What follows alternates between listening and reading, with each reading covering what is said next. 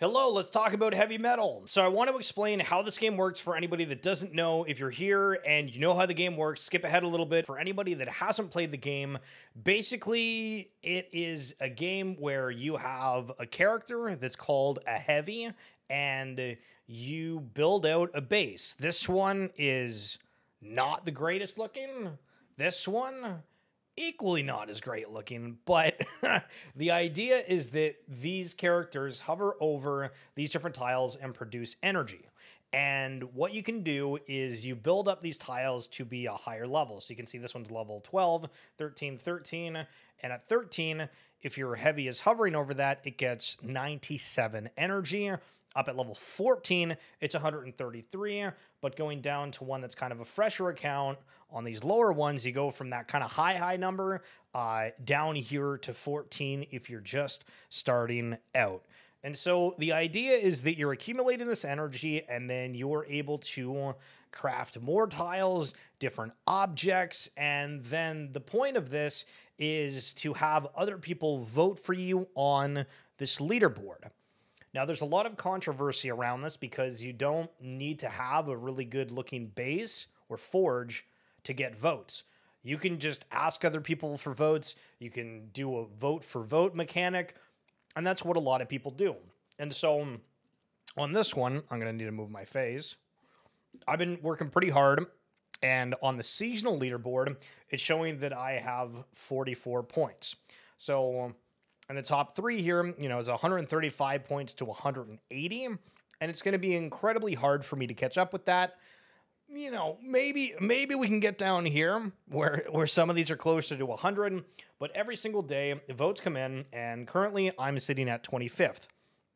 Like the third day in, to get top 50, you needed 37 votes. Yesterday, it was like, I think 47 to 50 votes, and everything exponentially ramps because on your forge, there is a capacity. So on the top right, on this particular forge, it has a limit of 305,000 energy right now. So if I go to the voting leaderboard, and I've already voted for a few friends on this already, but if I click vote, it's going to cost 35,000, which is doable, but the number ramps pretty aggressively depending on how many votes you've placed. So, for example, on this one, we're up to 555,000, where the forge capacity is 605K right now. So if I wait long enough, accumulate the energy, then we're good to go. Now, the only other way to get energy apart from it hovering, which while these build,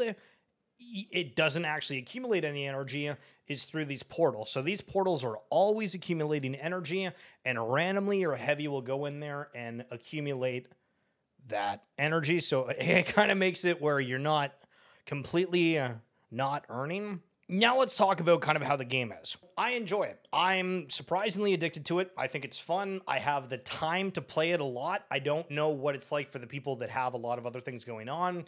After the first 3 to 4 days, it really turns into something where you're either waiting for the energy to accumulate, you are having extremely long timers on the buildings, and I think they kind of had to design the game this way, is what the vibe is, because people are going crazy on this, and you have to think, if season 1's 3 weeks long, and there was people that like legitimately play upwards of 16 to 24 hours in a single stretch, sleep for 3 hours, and then do it again, even though it's like literally, hey guys, how's it going today? Are you enjoying the stream? Heck. So that part of it's kind of interesting. A lot of people outside of the ecosystem seem like they're kind of not loving it as well. There's supposed to be a free-to-play version that's going to come out, and it's going to be a way for connecting players to holders of these heavies, and that part I'm very intrigued for. I've turned kind of hyper bullish on Yuga again from this because I was not a fan of Dookey Dash. If you haven't seen what Dookey Dash is, I do have a video about that on my channel. If you just scroll to it and go to the playlist of Bored Ape related, we also have the original Bored Ape Yacht Club Mint stream, which was absolutely crazy. And be sure to check me out on Twitch. Check the comments below for that. I think there's going to be a premium on two different things. if you're trying to buy on secondary. I think that the ones that have no buildings or anything on them, no data, are going to be worthwhile, because I've screwed up on a few of these.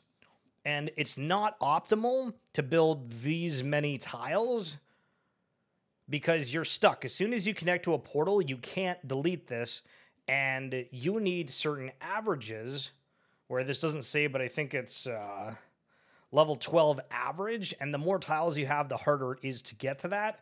Whereas if we go over to this one, the tile averages can equate to a lot more, where this one has way less, and it's almost there comparative to the one over here.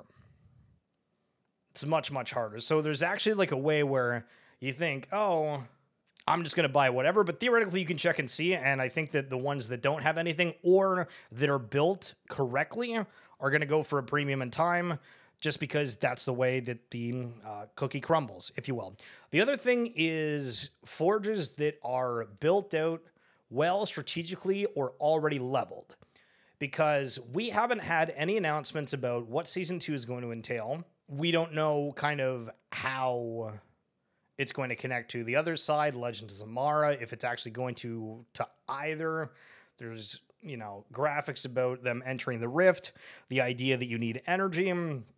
There's a lot of different things about it that are unknown, but let's just assume for a second that things go relatively well. Well, yo, I want a heavy metal. Oh my goodness. Why? I need a forge. I need one that's built out pretty well. Well, the people that have been playing for the last couple of weeks, those ones are going to go for premiums if you've actually kind of built them out and not just done kind of like a daily check-in. So a couple of quick notes about the game. I think that there's a little bit too much clicking. We'll see for Season 2 and beyond if that ends up changing. It's supposed to turn into a dungeon crawler, and that's the big caveat with this. And so excited to see exactly what that means. The only dungeon crawler I've ever really played is Diablo, but I guess if it's like that, that'll be fun. The other thing is the Apecoin sync. So as you can see here, within the first 16 hours of heavy metal starting, $48,000 US or 20,685 ape was spent. And so Harry's got some more stats here that are a little bit more flushed out, not just kind of the early happenings, but before we went from, 48,000 within the first almost day to on the third day getting $157,000 worth in, or otherwise 70,000 Apecoin. On day 2, it was 105,000, so it's ramping. And I don't know, personally, I don't really get the point of using the Apecoin yet, or buying gears. I do have a video talking about kind of like early thoughts and tips and tricks and stuff for heavy metal if you want to check that out too. But like, I don't know. I think that it's cool that it's not pay to win. Well, that's an incorrect statement. So the game is very, very like pay to win, because what you can do is you can vote for yourself if you have several heavy metals. So let's say that you end up buying 10 of them.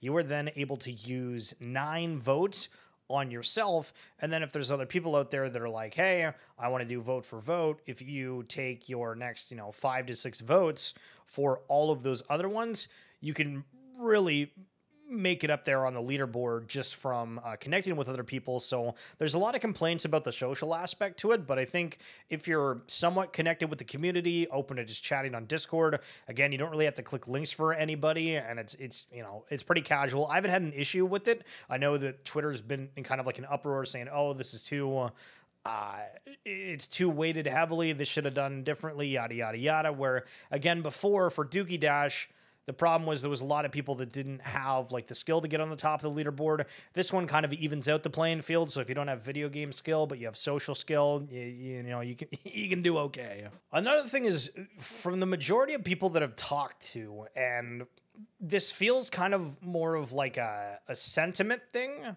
So this could be inaccurate, but it feels that the people that are like actually playing this game want the rares. They look at the hollows, they look at the reavers, and they think, oh, that's cool. I think if somebody's really grinding it, the knights are in question. I think, honestly, all of them look quite decent if we're going to like compare them and judge the art, which we love to do within the Web3 space. But overall, I think that it's cool to see that the people that are playing this game that really do enjoy it are kind of going out there above and beyond, trying to snag that. But at the same time, we're having massive sweeps, so it is a little bit of a whale game, and yeah, that might be why some of the, like, we've seen some of these go for like 50 plus ETH before that are now trading at around 5. Obviously, the market's tanked a lot, but still kind of crazy to see. So real quick, final thoughts. I'm enjoying it. I think that I'm really bullish on what Yuga is doing within the gaming space. I was kind of unsure because they had Dan Lagray come in, who was the president of like Activision Blizzard for like the past 2 or 3-ish years. And obviously, you know, I'm a big Overwatch player, and the whole Overwatch 2 thing like just went over super weirdly. And so I attributed that to, like, I don't know if this guy is going to be good. You know what I mean? But it seems like this is going really well. I was kind of overly negative on Dookey Dash. I really wish that I put more time into playing that out. I'm very excited to see how Legends of Mara happens, which is supposed to launch this summer, which we're in the summer, but it, you know, they just launched Heavy Metal, so it might seem weird to launch the other one, but we could see that at the end of Season 1, Season 2. I don't think we'd see it beyond there unless they push back the timetable on Legends of Mara, but the other final realization, takeaway, if you will, is that I am having a blast doing these blockchain games. The incentivized structure, if these games are able to create an incentive that's worth it, that people want to do on top of the game being fun, because for me, I'm trying to get top 50 on that leaderboard, and I'm like, oh, you know, like, we got to play this, yada, yada, yada, yada. But at the same time, it's something that's super passive. So if you're getting work done, you want to watch YouTube, Twitch, whatever, you're able to do that, and it's not kind of overly stressing, if you will. Obviously, you know, there's long timers, this and that, but after, you know, a few days of playing it out, it just turns into massively long timers. And so you're kind of just chilling there, waiting to place your votes where you will. Hope you guys like this video. If you want to see more, if you have any questions, feel free to throw down in the chat. And shout out to Rami, who left a comment on my other video, and that's why we're rocking and rolling on here. Anyway, all the best, guys. Talk soon. Peace.